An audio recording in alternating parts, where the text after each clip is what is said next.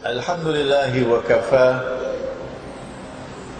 wa salatu wa salamu ala ibadihi alladhina astafa khususan ala afdalihim wa khatamin nabiyyin Muhammadin al-amin wa ala alihi wa sahbihi ajma'in wa ba'd. Brother Chairman, brothers and sisters, Assalamu alaikum wa rahmatullahi wa barakatuh. We praise Allah subhanahu wa ta'ala as He ought to be praised. And we thank Him this day for making it possible for us to meet with you here in Kota Damansara in Kuala Lumpur in Malaysia.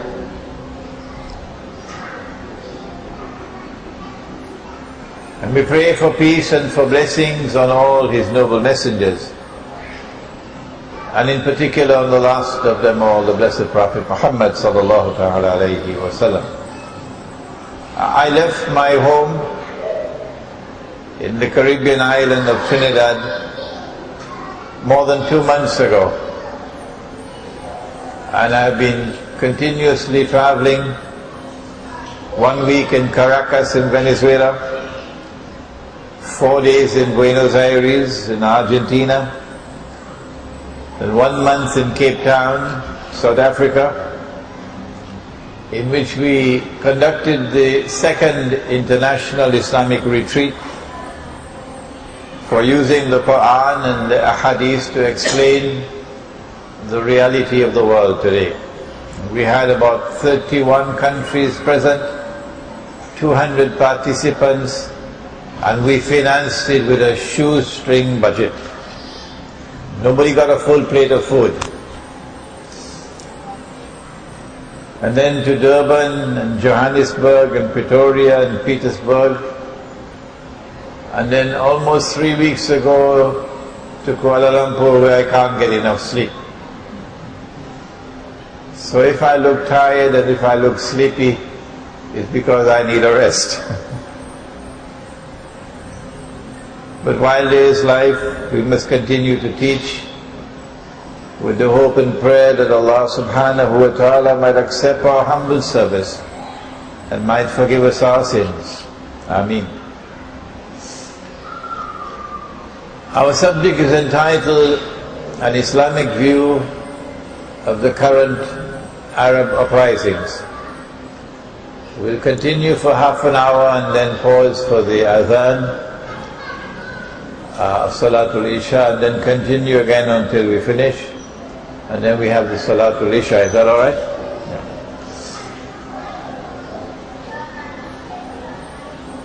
Let us begin by praising our brothers and sisters in Egypt and in Tunisia and in other parts of the Arab world who have responded to prolonged oppression, prolonged suffering, prolonged tyranny, relentless war on Islam, by now rising up against their oppressors.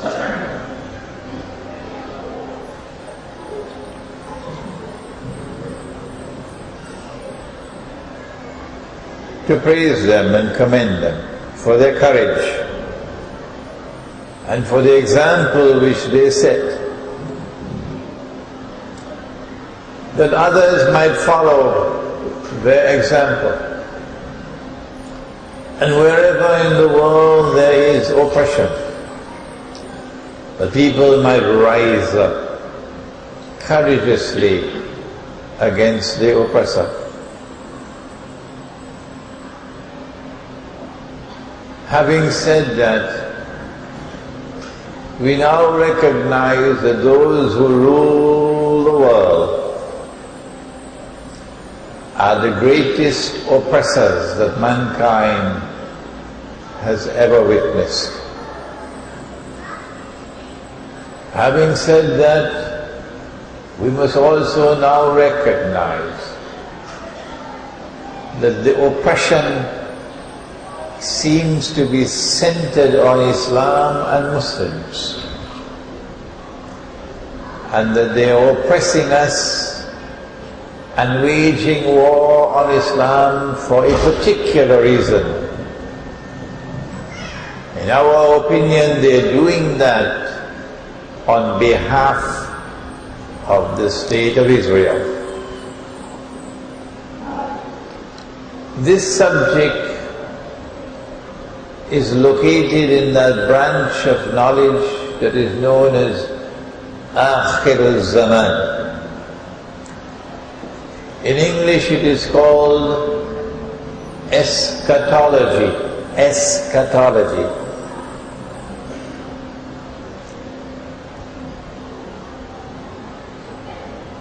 No one knows the subject of Akhir al-Zaman. No one can explain Akhir al-Zaman without the Quran. No, tak boleh. Only the Quran. And he who was sent to teach the Quran, sallallahu ta'ala alayhi wa sallam, only they can explain the world today. No one else can do it. And so it is time for us to return to the Quran and study the Quran, that the Quran might explain what is happening in the world today. For that, you need not only these eyes, but you also need the internal eye. Not only the intellect, but you need Noor. And Noor is not sold in the stock market. Only from Allah it comes. And Allah knows the hearts of His servant. وَاعْلَمُوا أَنَّ اللَّهَ يَحُولُ بَيْنَ الْمَرْءِ وَقَلْبِهِ. And be conscious of the fact that Allah hovers between a man and his heart.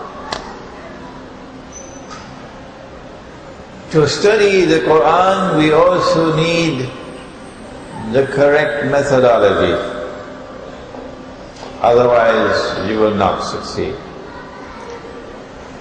But tonight is not the night for us to teach methodology. We want to begin by saying that appearance and reality in many things connected with the world today are different from each other. And to say that appearance and reality in the Arab uprisings are also different from each other. The uprisings appear to be something positive for the Arabs. Freedom from oppression. The reality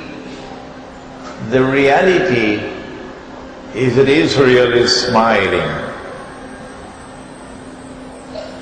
because conditions are now emerging which would facilitate Israel's pursuit of its ultimate agenda. Israel wants to rule the world. And so when Europe said that all that we want to do is to find a home for the Jewish people, that's all, they told a lie. No. They didn't just want to find a home for the Jewish people. No, they wanted to create a state that would eventually rule the world. Why must Israel rule the world? The answer is located in the subject of Akhirul Zaman, Islamic eschatology.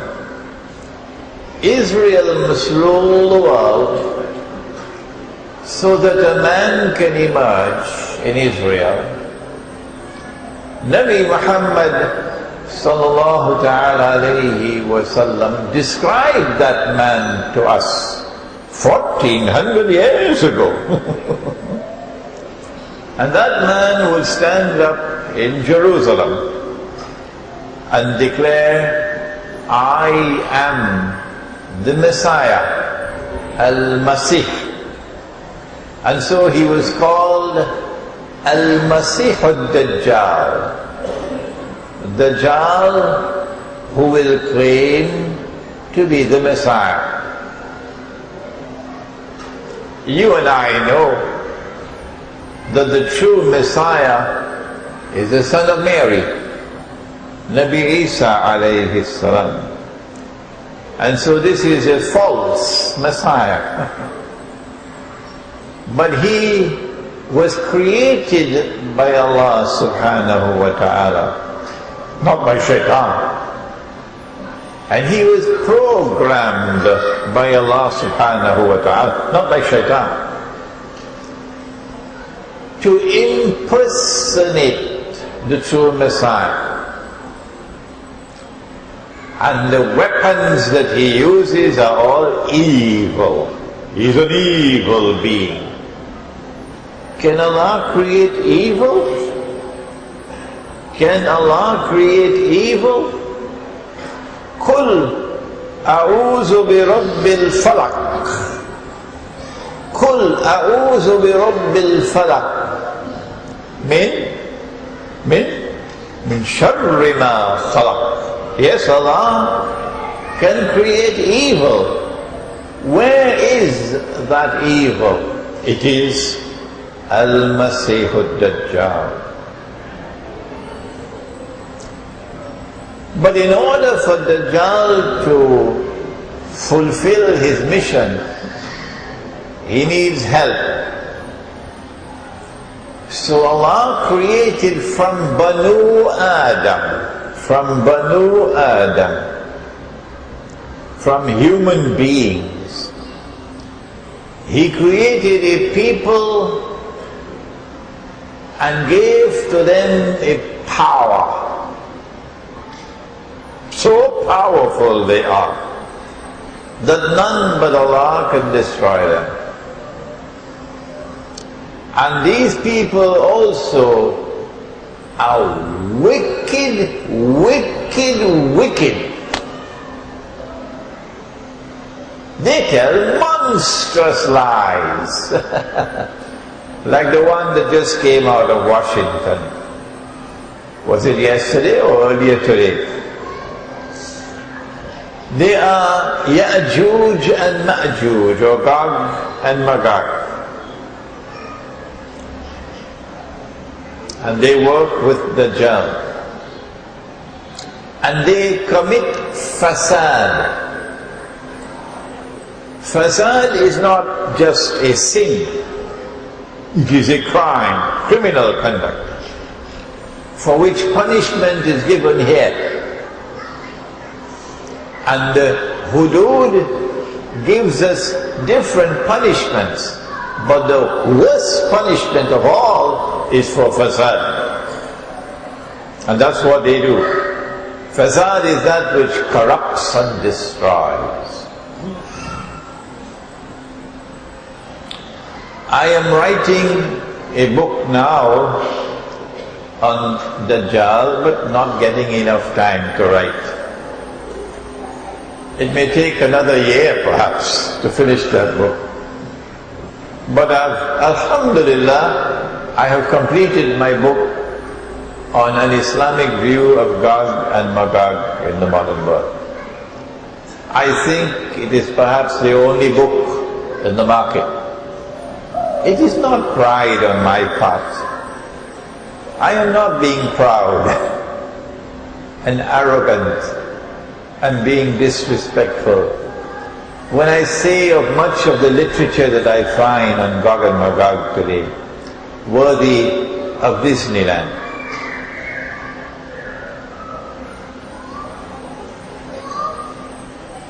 And so we now, having looked at the appearance, the uprisings, as positive, now want to locate the reality. Why is Israel smiling? In what way do the Arab uprisings, which are not finished, benefit Israel?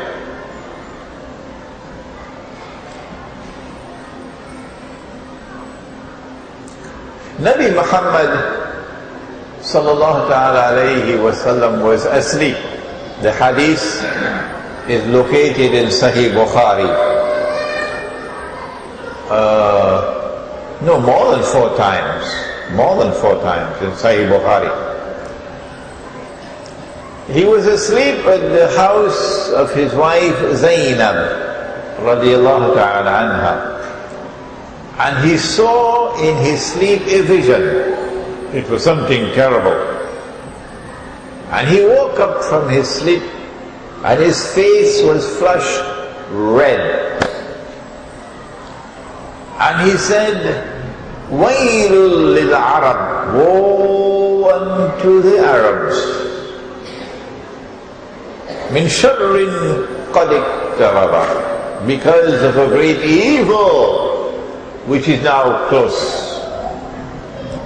And then he raised his hands like this and he said, today a hole has been made in the barrier bit by Zulkarnain. Remember, Zulkarnain had bit that barrier with blocks of iron. And then he had poured molten copper on it. Where is this in the Quran? In Surah Al-Kahfi, yeah. And when that barrier was built, Gog and Magog could not penetrate, could not scale. So they were blocked by that barrier. The world was safe. But now, after Zulkarnain had bit the barrier, remember what he said? هَذَا رَحْمَةٌ مِّن رَبِّي. This barrier is constructed by divine kindness. فَإِذَا جَاءَ وَعْدُ رَبِّي. But when that time comes of which my Rabb has warned, آخر الزمن, جَعَلَهُ دَكَّا. Allah is going to bring down the barrier.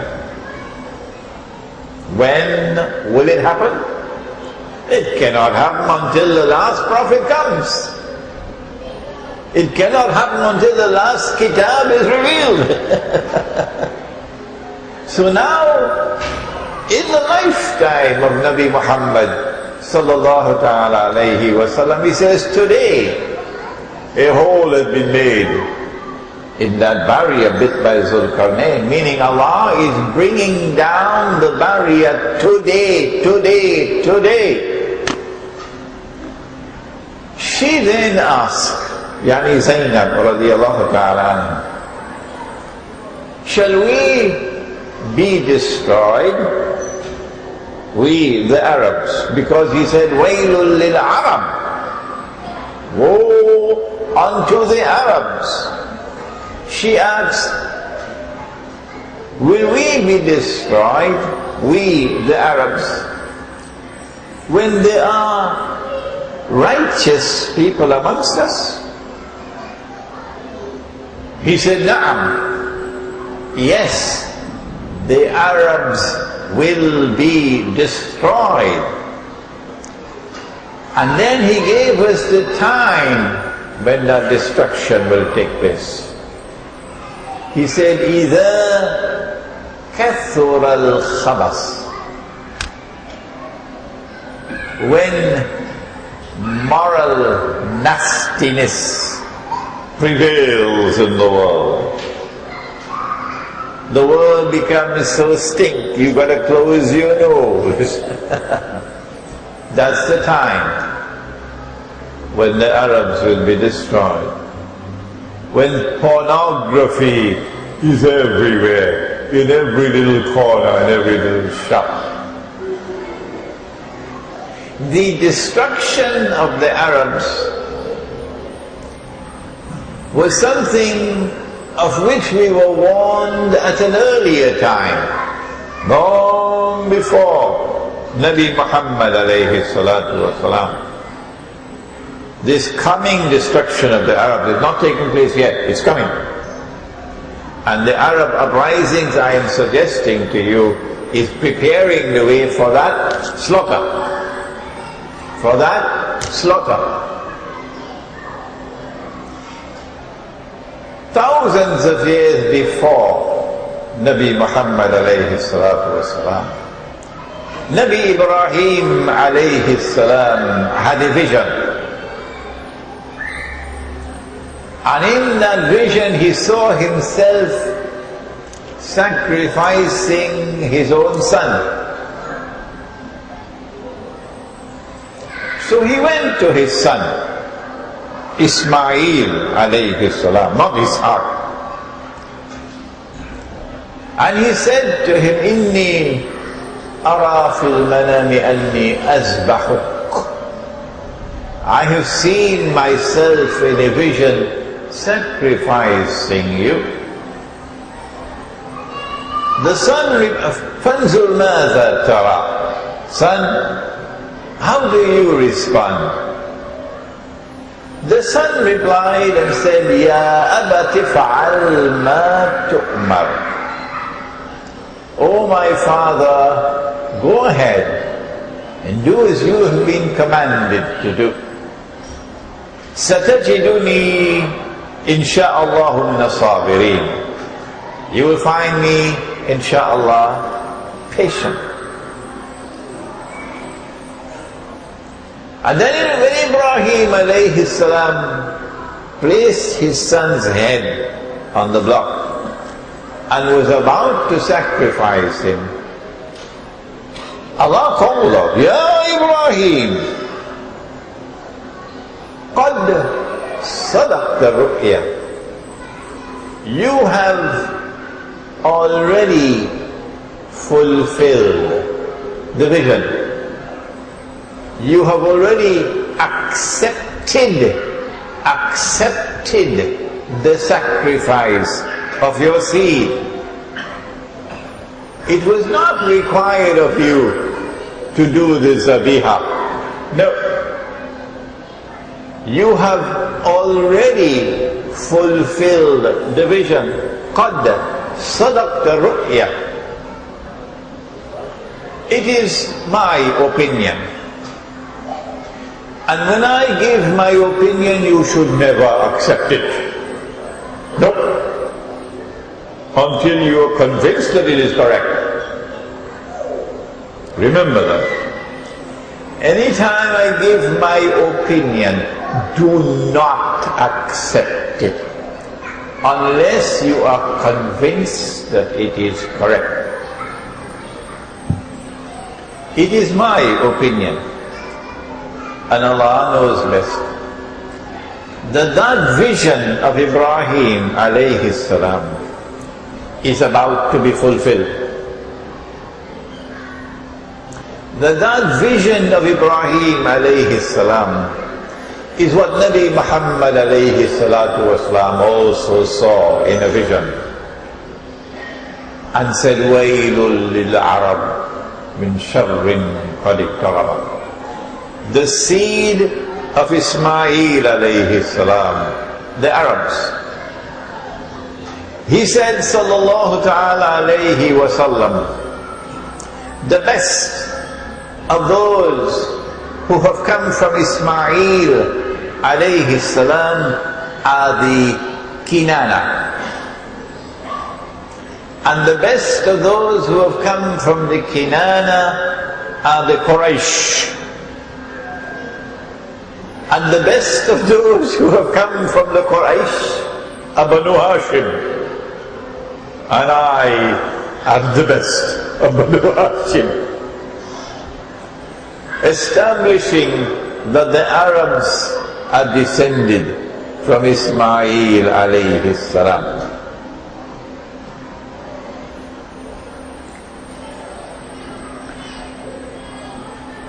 It seems that the sacrifice of the Arabs in the divine wisdom is part of a plan for Allah's purpose to be fulfilled. For Banu Israel to be taken to the worst punishment that any people would ever get. وَإِذْ تَأَذَّنَ رَبُّكَ لَيَبْعَثَنَّ عَلَيْهِمْ إِلَى يَوْمِ الْقِيَامَةِ مَنْ يَسُومُهُمْ سُوءَ الْعَذَابِ.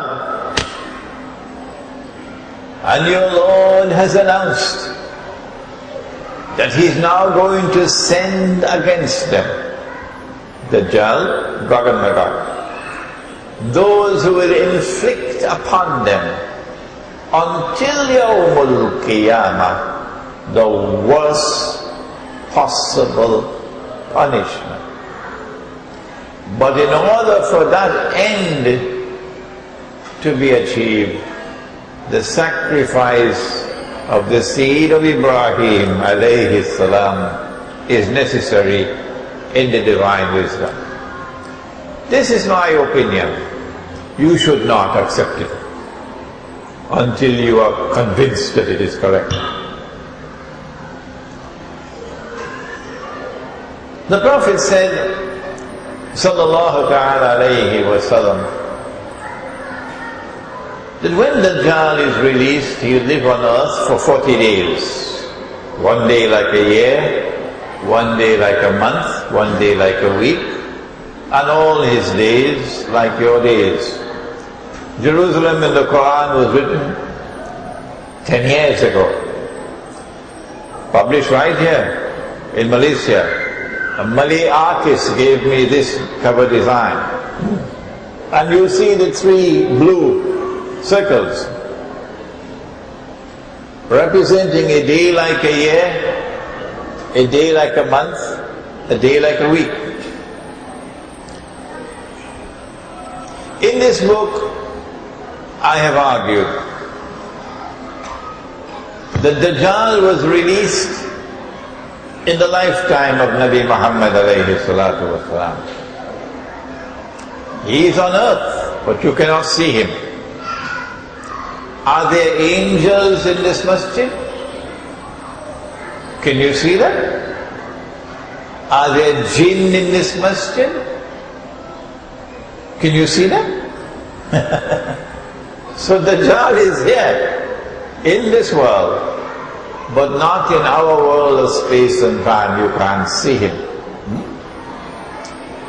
I have argued that these 3 stages, a day like a year, a day like a month, a day like a week, these 3 stages produced 3 world orders. In stage 1, a day like a year, the world experienced Pax Britannica, Britain ruling the world, and the sterling pound as the international currency, and Britain ruling the sea. And then came stage 2, which is Pax Americana, America ruling the world, and the US dollar as the international currency, and America ruling the sky. And I've argued that Pax America cannot last forever. It'll have to end. 15 years ago I said the US dollar has to collapse. Where did I get that knowledge from? But they laughed at me at that time, they're not laughing anymore now. I am not a prophet. No. I didn't have some angel or jinn whispering to me. No. No. It was my analysis of the Quran and the Ahadith that led me to that conclusion. I came to the conclusion that we are now located at the time when America's time is coming to an end. Pax Americana is ending. And a third ruling state will have to emerge to replace America. And we now have Pax Judaica, I call it, Israel ruling the world. And therefore, we must have a new money to replace the US dollar.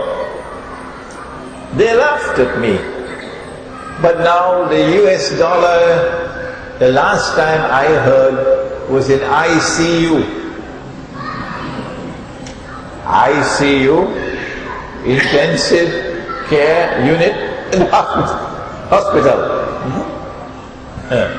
And it is likely, within the next few months perhaps, that the US government is going to demonetize the US dollar, meaning it can no longer be used as legal tender. You cannot use it to buy and sell.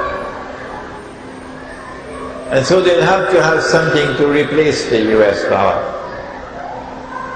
That replacement is already here. I just realized it a couple of months ago. Electronic money has already taken over. The vast majority of the big money transactions in the world are all electronic. And the paper money used for only micro transactions. So they're going to have to replace the paper money with something tangible. I don't know what it's going to be. But Israel controls the banking system in the world. So Israel effectively controls money in the world.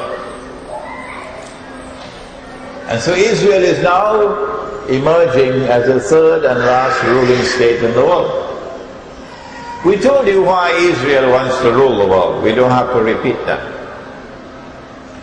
But in order for Israel to rule the world, Israel will have to rule the Arabs,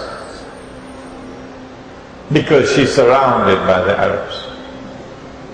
And this is where we come to the reality of the subject of an Islamic view of the current Arab uprisings. I want to end this part of the topic by suggesting to you that no one can penetrate that reality other than those who approach the subject from the perspective of Islamic eschatology. And we're the only ones who have the Quran. The destruction of the Arabs is part and parcel of the drama with which Israel will become the ruling state in the world.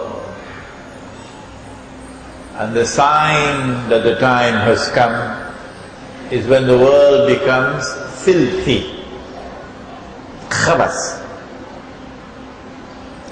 But there's another timeline connected with Gog and Magog.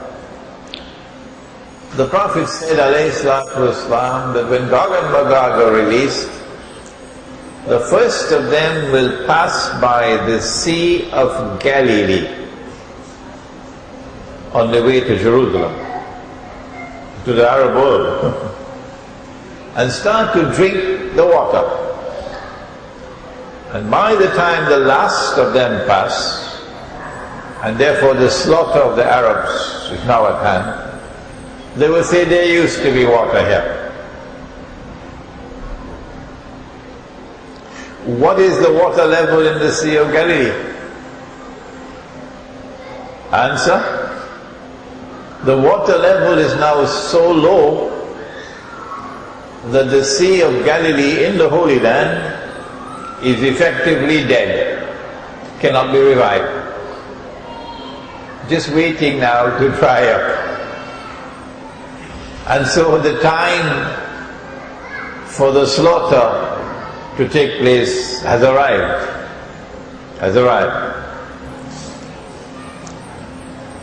Israel needs to control the Arab world. But there are too many Arabs. How can you control all those Arabs all around you? So many. The Prophet said, sallallahu ta'ala alayhi wa sallam, that the Arabs will be wiped out by plague. Meaning biological warfare. Did you hear about swine flu? And people putting on masks? You had it here in KL? You heard about H1N1? Well, these are signs of things to come. Biological warfare. And the Arabs are going to be wiped out. Prophecy of Prophet Muhammad alayhi salatu wasalam. But Israel must also expand its territory. Dramatical expansion. Why? Because someone rewrote the Torah with their own hands and said that the Holy Land extends from the river of Egypt, the river Nile, to the river Euphrates. That is not true. That is false. But it is there in the Torah.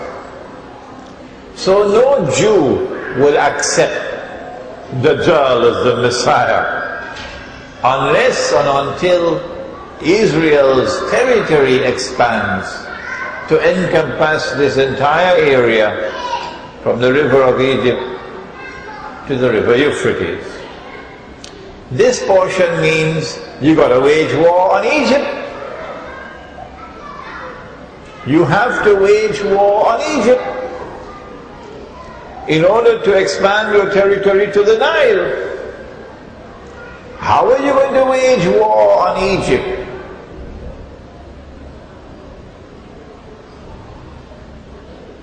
And the world recognizes you as an aggressor, an oppressor. That's not nice. Rather, you must wage war on Egypt and make it appear that you are fighting a terrorist state. Do I need to continue the lecture now? Or have you understood? I don't need to continue the lecture anymore. Make it appear that you are waging war against terrorism. That Egypt has become a terrorist state. And that you have to defend yourself. Israel has to defend herself. And so now we can understand why the Egyptian armed forces acted in such a suspiciously docile way. The Egyptian armed forces acted suspiciously docile. Why? Because it's part of a plan. And now, in the months to come, we can expect that there will be free and fair elections. And guess what's going to happen? The Islamic parties are going to win the election, yeah. And the Islamic parties are going to form the government, yeah. And then Israel is going to smile even more.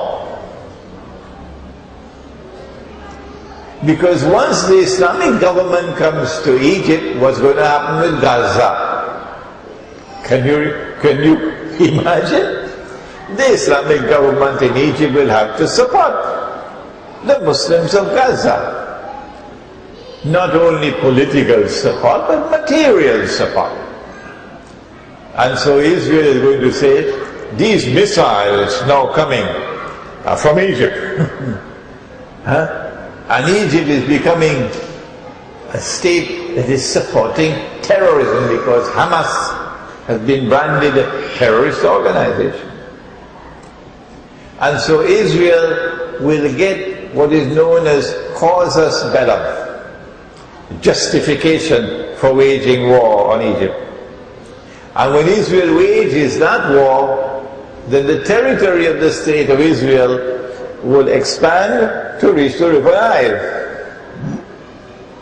which means that Israel will take control of the Suez Canal as well. And Israel also has to extend its territory to the river Euphrates, which means the whole of Iraq and Jordan in between. So it's quite convenient to have the United States in control of Iraq already.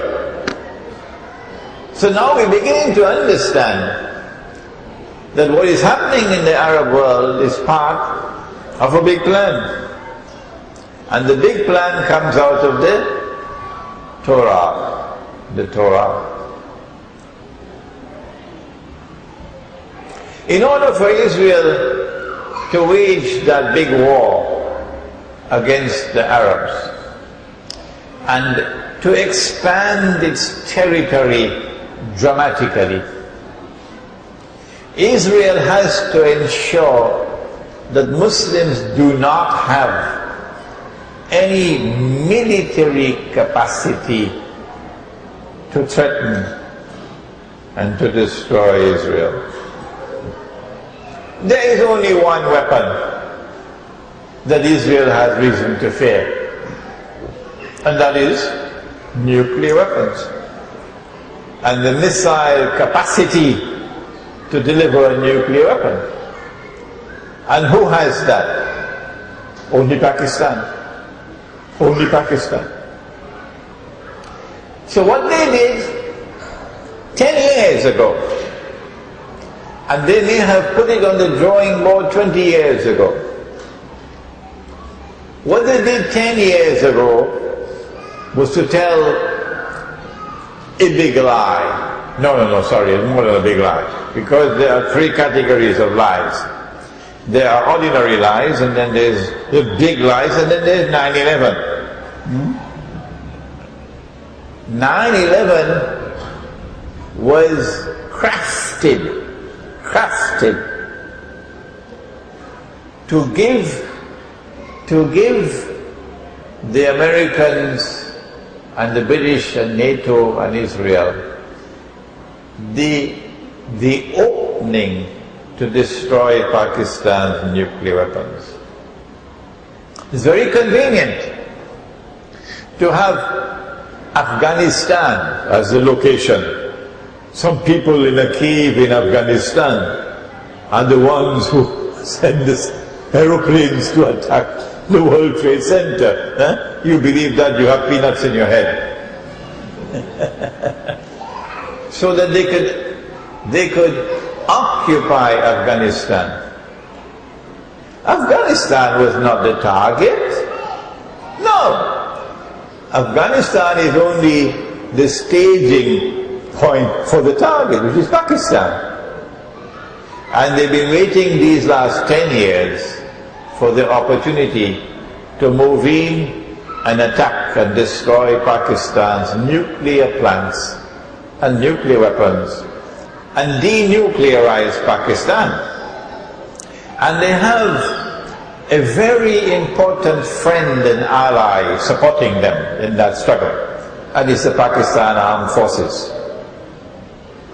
There are some people who have less than peanuts in their head, who would have us believe that the Pakistan Armed Forces are the champions of Islam. And these people are going to conquer India. I don't know where they got that from. It belongs to Disneyland. Because the Pakistan Armed Forces have consistently been a friend of Israel. Consistently been a friend of Israel. And tomorrow when this lecture is on YouTube, the Pakistani people are going to be listening to it.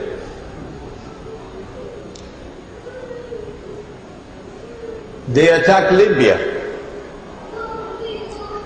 to assassinate the Libyan president. It's called state-sponsored terrorism.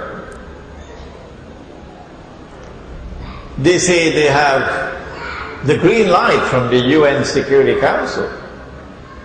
Russia says no. The rest of the world says no. If you have any kind of integrity, you should all withdraw from the UN now. I think it is easier for Russia to withdraw from the UN than these puppets who rule over the Muslims today. So, they made a mess of it. They killed Gaddafi's son, an innocent man, and they killed his children, innocent children. They have blood on their hands. They're murderers. And yet the Pakistan Armed Forces, we still support them. Oh yeah. So now they need something to cover their shame. They need something to divert public attention from the colossal shame of what they did in Libya. So conveniently, Osama bin Laden said, well, you can kill me now. How very convenient, eh? So that the attention of the world will be diverted from what happened in Libya. In order for Israel to wage big wars, they have to take out Pakistan's nuclear weapons and nuclear plants. And they're just waiting for civil war to erupt in Pakistan. As soon as they get that excuse, they're going to move in. And when they destroy Pakistan's nuclear plants and nuclear weapons, the road will be clear for Israel to wage her big wars. As soon as those wars begin, you can say goodbye to Singapore. Oh yeah. They will have to break up Pakistan into bits and pieces to ensure that Pakistan never rises again as a nuclear power. So part of Pakistan going to India, another part going to the greater Afghanistan, another part becoming the independent state of Baluchistan, and the rump that remains under Indian hegemony. They don't like the government in Iran. They don't. Yes, it is a Shia government, you don't have to tell me that, I know it. But they don't like that government in Iran. And they want to do to Iran what they did to Afghanistan. So they can put a Karzai in charge of Iran. And that would be a truly Shia government that they can then use and exploit for their own purposes against the Sunni world. They can't do it with this government, because this government is sincere in its denunciation of Israel and its wickedness. This government in Iran is sincere in its support of the cause of the oppressed Palestinian people. To believe otherwise is sinful. So they're going to have to attack Iran and bring down this government, as they did with Afghanistan, and replace it with another government like Afghanistan, a Karzai government. And then we will see the fulfillment of the hadith. The Dajjal will be followed by 70,000 Jews from Isfahan wearing the Persian shawls. Once Pakistan's nuclear threat is removed, which should not be long from now, we can then expect the big wars to take place. Israel flexing her muscles, And as a consequence of this, those big wars against the Arabs in particular, we see the fulfillment of that vision of Ibrahim alayhi salam and this vision of Muhammad alayhi salatu wassalam. And the territory of Israel expands. When you see the territory of Israel expanding, who is doing it? It is Gog and Magog. This is the book I wrote, An Islamic View of Gog and Magog in the Modern World. It shows the Sea of Galilee, but the shore, it's an Egyptian girl who designed this for me. The shore is cracked up, indicating that the Sea of Galilee is drying up.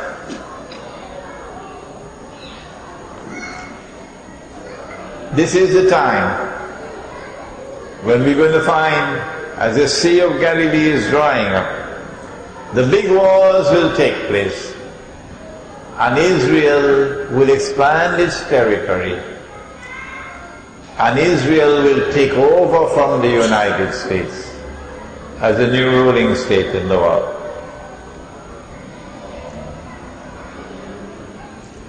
When Israel wages those big wars against the Arabs, you're going to hear CNN and all the television stations, radio stations clamoring that Islam is rising up.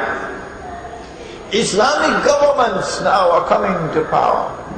Islam is rising up. And this is going to menace the world. Mankind is in great danger from Islam. These Muslims will slaughter everybody. The Muslims want to rule the world. That's a lie. You're the one who wants to rule the world, not us. And so you're going to have this propaganda offensive. It's coming soon. That Israel has to save the world from the menace of Islam. This is the reality of the Arab uprisings. The appearance was something positive, yes. But the reality is that it is beneficial for Israel to eventually fulfill its long-planned mission of ruling the world. And when Israel rules the world, you know what will happen after that. I want to leave time now for question and answers, but before I do that, let me end as I began. The only reason that I was able to sit here and give this lecture tonight and explain to you the reality is because I have studied Islamic eschatology, the ilm of Akhirul Zaman. And if you do not do it, you will be a people who will not be able to understand what is happening in the world. Let me end by saying that the Quran has a magnificent role still to play in history. The Quran has a role to play that will dazzle the world. But for the Quran to play that role, Allah has to choose from among our young men those who will become the scholars of tomorrow when we are in the grave. Maybe one from Kota Damansar. But you're not going to reap, my son, unless you plant.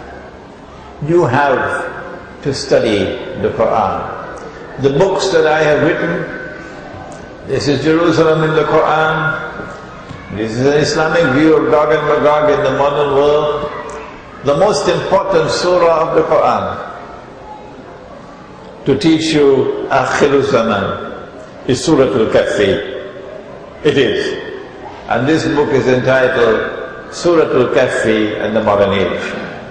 And so I urge you to read and to study the lectures I have delivered, and that may Allah bless you to climb higher, that Allah has allowed me to achieve. رَبَّنَا تَقَبَّلْ مِنَّا إِنَّكَ أَنْتَ السَّمِيعُ الْعَلِيمُ وَتُبْ عَلَيْنَا يَا مَوْلَانَا إِنَّكَ أَنْتَ التَّوَّابُ الرَّحِيمُ بِرَحْمَتِكَ يَا أَرْحَمَ الرَّاحِمِينَ آمين. The question is, what is the role of China in the events which are now unfolding? We said that Israel wants to rule the whole world. But the world is comprised of many people other than Hosni Mubarak, who will bend down faster than anybody else to Israel, and General Pervez Musharraf, who go down and even kiss Israel's shoes. There are those who will refuse to bow and bend. And most important of all is Russia.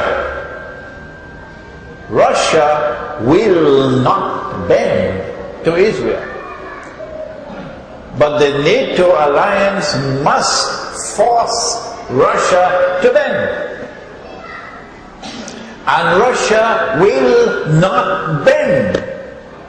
So you don't need a PhD in international relations to know that there is a major conflict coming. It is simple. And in that major conflict, you're going to have thousands of nuclear weapons being used. But it is not only Russia that will not bend.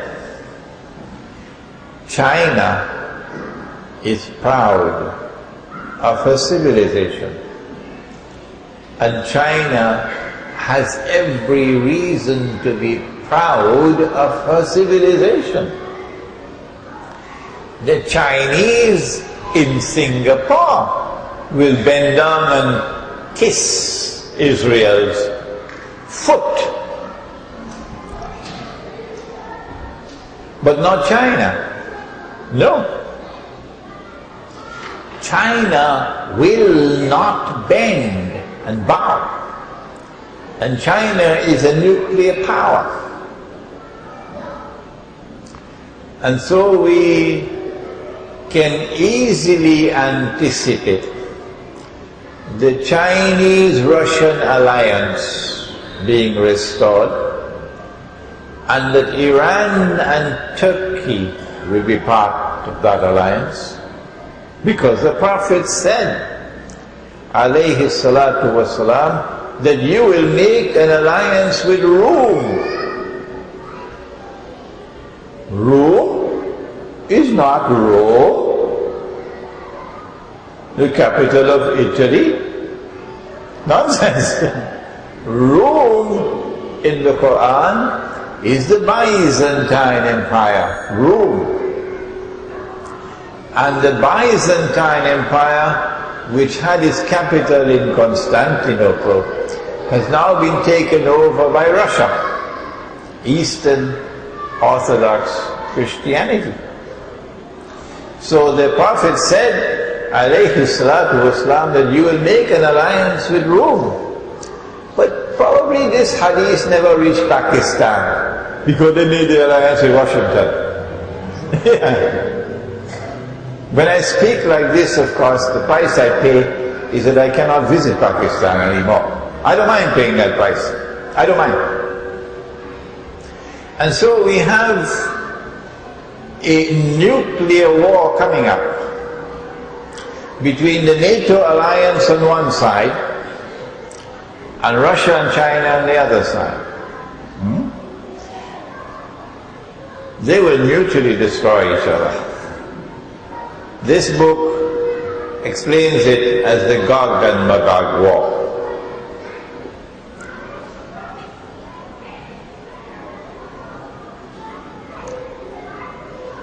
In order for Russia to have a fighting chance to win that war, the Russian Navy, nuclear-powered Navy, must have access to the Mediterranean Sea. The only way that the Russian Navy can get access to the Mediterranean Sea is if they can pass through the Bosphorus. And the city of Istanbul is located on both sides of the Bosphorus. Istanbul used to be called Constantinople. Today Istanbul is a NATO city controlled by the North Atlantic Treaty Organization. But the Prophet sallallahu ta'ala alayhi wa sallam made a prophecy that you will conquer Constantinople. And he praised the Amir of that army, and he praised that army. Ni'am al-Jaysh, Ni'am al-Amir. I understand that prophecy to be located in Akhirul Zaman, not the previous conquest. And so I'm anticipating civil war in Turkey, so that the Turkish people can liberate themselves from the control of the Turkish armed forces, which are pro-Israel. And that civil war will result in victory for Islam. And so NATO will lose its control over Constantinople. Once that happens, the Russian fleet can now enter the Mediterranean. And so nuclear-powered submarines and ships passing through the Bosphorus into the Mediterranean. China is also nuclear power. And China also has submarines and ships that are nuclear armed. And that's where the Chinese are now building a naval port. Do you know? China is building a naval port on the southern tip of Sri Lanka.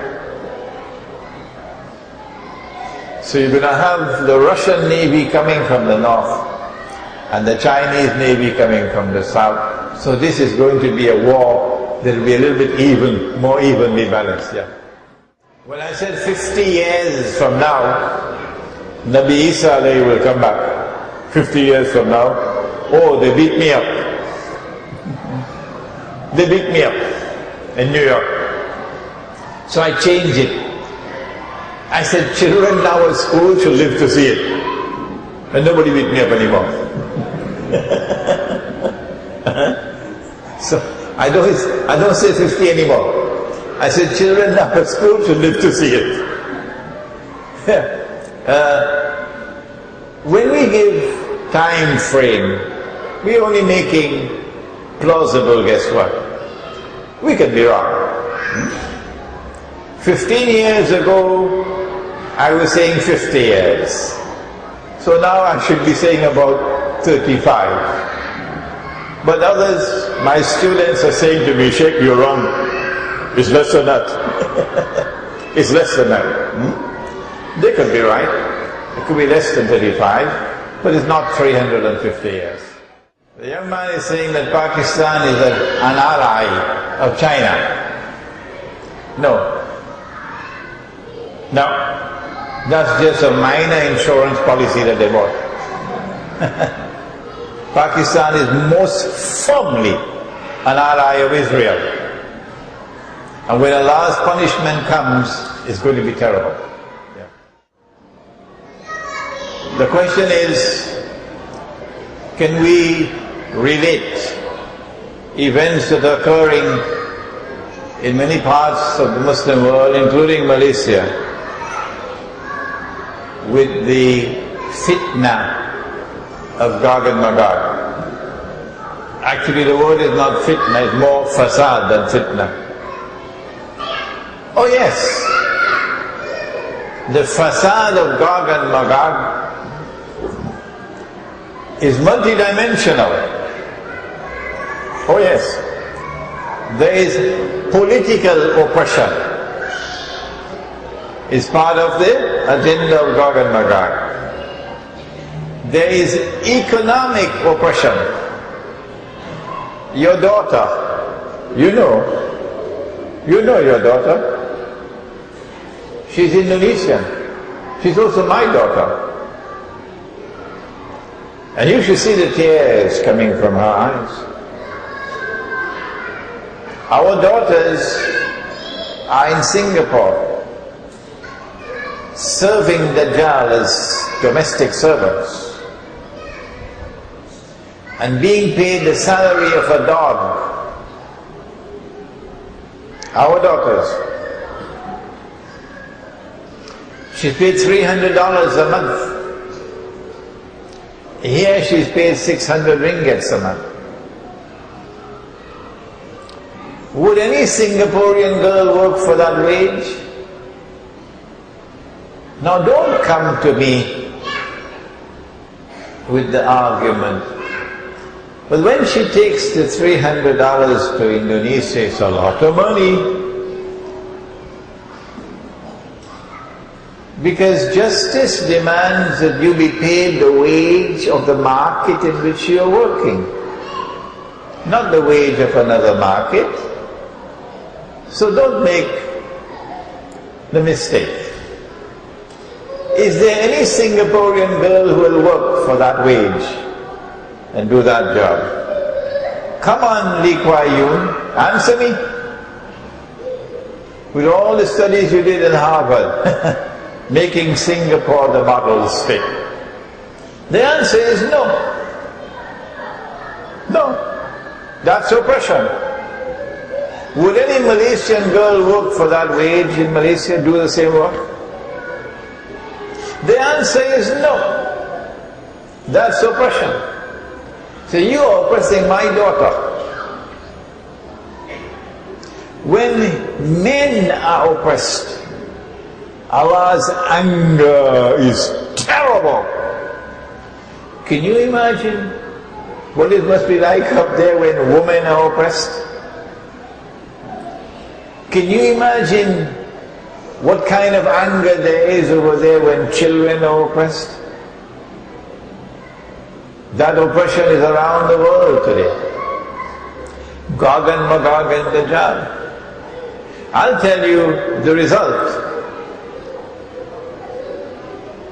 In Surah Al-Isra, Allah tells us what He's going to do to the oppressors and to those who choose to continue to reside amongst the oppressors in their cities. He says in Surah Al-Isra, وَإِن مِّن قَرْيَةٍ إِلَّا نَحْنُ مُهْلِكُوهَا قَبْلَ يَوْمِ الْقِيَامَةِ أو معذبوها عذابا شديدا كان ذلك في الكتاب مسطورا. This is آخر الزمان. You cannot understand this ayah except in the context of آخر الزمان. And there is not a single town or city that will not be destroyed. Surah Al-Isra, Allah will destroy them all. And those who escape destruction will be punished with terrible punishment. And this is something inscribed in the book. So the study of Gog and Magog and their economic oppression, their monetary oppression with its bogus and fraudulent and utterly haram paper money, the oppression that comes now from Islamic banks who say that they engage in halal transactions, but in effect, in their so-called murabaha, they're lending money on interest, but disguising it as a sale. I call it backdoor riba. If you differ with me, no problem, no problem. We differ, okay? You have your opinion, I have mine. You see, Sheikh Imran is wrong. But if you come after me with boxing gloves to attempt to demonize me and to prevent me from preaching and teaching, well then I have an answer for you. I will show patience and patience and patience until patience is no more. And I'll say, come Islamic Bank, come, let us both pray to Allah and ask Allah to curse and to punish with the greatest possible punishment whosoever from amongst us is wrong on this issue. War comes and Israel wages wars to expand her territory, what's going to happen to Saudi Arabia? Okay, this is my opinion. I believe that those who rewrote the Torah to say that the Holy Land extends from the river of Egypt to the river Euphrates, they did so because the Jews lived in Egypt for 400 years. Nabi Yusuf alayhi salam lived in Egypt. Nabi Musa alayhi salam lived in Egypt. Nabi Harun alayhi salam lived in Egypt. And the Egypt that they lived was not the whole of Egypt. Misr in the Quran refers to the eastern delta from the river Nile to the Red Sea. That is Misr, not the whole of Egypt. So they are saying this is a part of the Holy Land. The river Euphrates, because the Jews were taken into exile in Babylon. And they lived there for hundreds of years. So they say that is also a part of the Holy Land. But the Jews also lived in Medina. Oh yes. So although it's not there in the Torah, it is not far-fetched for us to say that there's going to be an attack on Medina. And so something will have to happen in Saudi Arabia for the Jews to say of Saudi Arabia that it is now rising and turning into a terrorist state. Yeah. That he's asking about is very important for us to memorize. The dua has come with different versions. You can memorize any one. They're all in Sahih Bukhari. Allahumma inni a'udhu bika min azab al-qabr. O Allah, I seek refuge with Thee from the punishment of the grave. Then you pause there and tell you one of the punishments of the grave. If you have not had your dinner so far, I suggest don't have any dinner tonight. In Surah Al-Zumar, Allah says that He takes the souls at the time of Maut.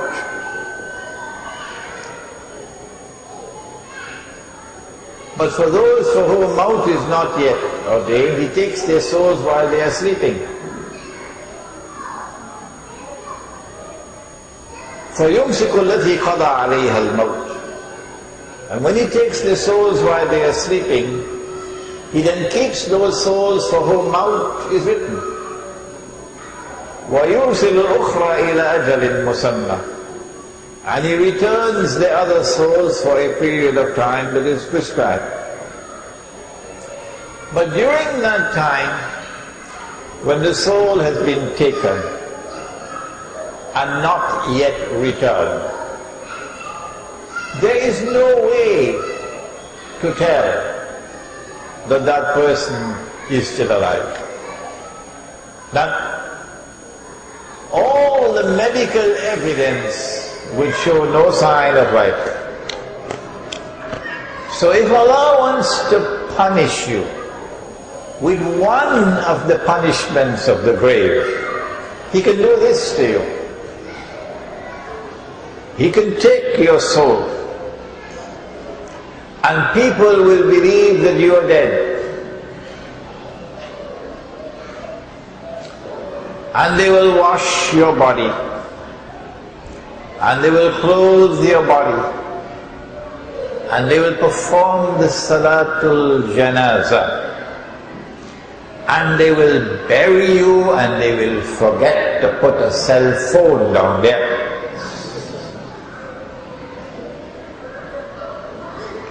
And after they have left the grave, then Allah will return your soul to you. So it will be as though you woke up from sleep. But when you wake up from sleep, the place is dark, no light. So you call out to your wife, what happened? But no answer. You attempt to get up, you can't get up. You're confused. This place is dark. And I am in an enclosed space. Can't get up. And I'm smelling this camphor. What's going on here? And then you begin to feel the cloth. But I didn't go to sleep in this clothes. What is this? What is this? What is this? Slowly, slowly, slowly, you will come to the horrible realization that you are in a grave. This is worse than an earthquake. Worse. Because this is your grave. You've been buried alive. Now the tears will come. Now you want to make tawbah. But the time for tawbah is gone. So Allahumma inni a'udhu bika min azab al-qabr. O Allah, I seek refuge with Thee from the punishment of the grave. وَمِنْ عَذَابِ النَّارِ, and from the punishment of the fire, fire of Jahannam. وَأَعُوذُ بِكَ مِنْ فِتْنَةِ الْمَحْيَا وَالْمَمَاتِ, and I seek refuge with Thee from the fitna, the tests and trials of living and of dying. وَمِنْ فِتْنَةِ الْمَسِيحِ الدَّجَّالِ, and from the fitna of Dajjal, the false Messiah. This dua should be recited in Salat, before the Salams, the last thing before the Salam.